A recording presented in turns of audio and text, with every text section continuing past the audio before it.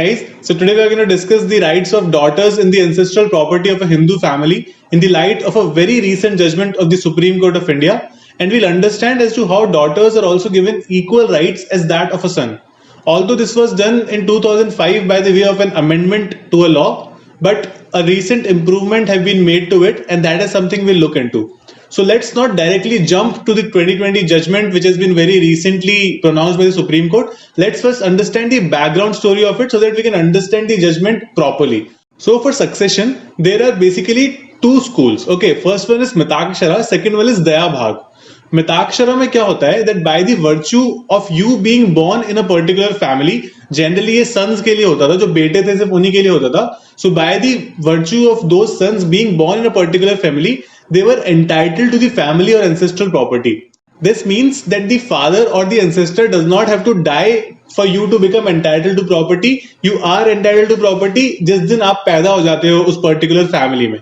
ठीक है. So India follows this system called Mitakshara and our law is also based on this particular system.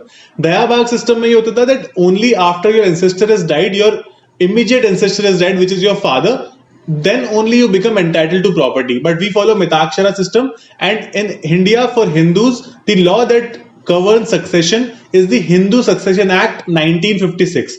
ठीक है. succession का मतलब होता है कि how the property goes from one generation to the others, ancestors की property कैसे उनके successors की बन जाती है. This is what the Succession Act talks about.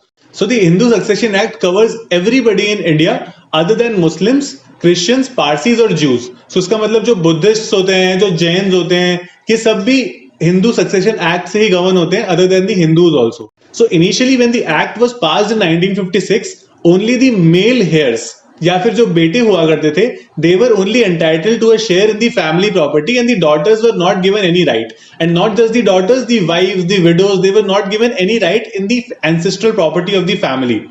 Now these people, the male heirs, are called co-parceners. ठीक है. So co-parcener कोई भी हो सकता है. Co-parcener could be any person who has a legal right towards the ancestral property. ठीक है. जिसका कोई legal interest हो सकता है उस ancestral property में. These persons are called co-parceners. So before moving further, it is important to understand that this particular act applies only in case of intestate succession. Intestate succession का ये मतलब होता है if your ancestor has died without leaving behind any will, basically उनका कोई वसीयत अगर नहीं है उनके पीछे, then the act applies. Otherwise अगर will है then everything is distributed on the basis of the will. ठीक है. अगर कोई will बना के गया है और उन्होंने उसमें clearly mention कर रखा है that how his property is to be distributed, then it is done according to the will. और आप सिर्फ उसी प्रॉपर्टी का विल बना सकते हो जो प्रॉपर्टी आपकी खुद की है. आप ancestral प्रॉपर्टी का पूरा विल नहीं बना सकते हो. ठीक है. Because that is a right of a lot of people after you. So this is something you need to understand first.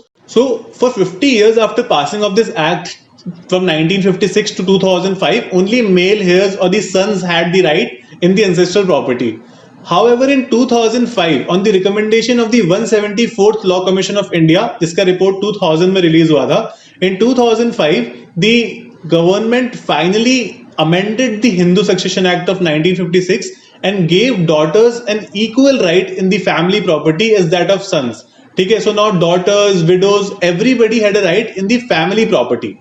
ठीक है. So that was a really important improvement that was done.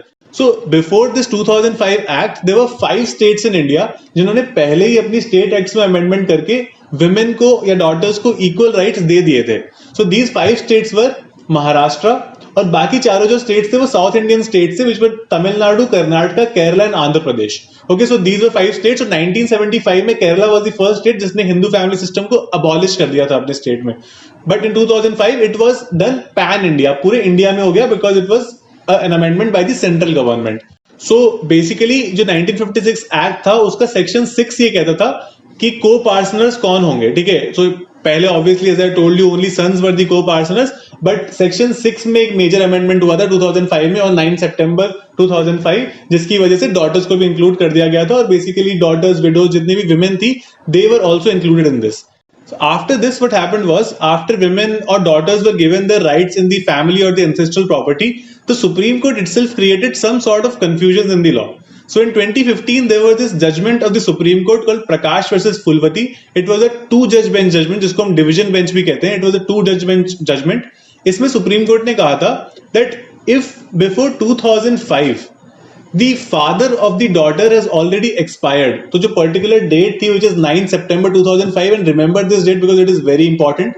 So before this date, if the father of a daughter has expired or he has died before that, then the daughters will not have any right in the ancestral property. Only after 2005 उनके rights होंगे. Okay, so उन्होंने basically कहा था this act is not retrospective in nature. इसके बाद 3 years after this judgment, there was this another judgment called Dhanamma versus Amar.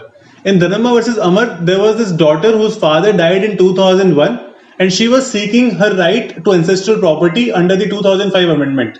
So the Supreme Court held that this daughter will have the right to property under the 2005 amendment even if her father died in 2001. ठीक है, so ये एकदम opposite हो गया of what was held in 2015. और 2015 और 2018 दोनों judgements होते डिवीजन बेंच जजमेंट, मतलब दो जजेस वाली जजमेंट थे ये.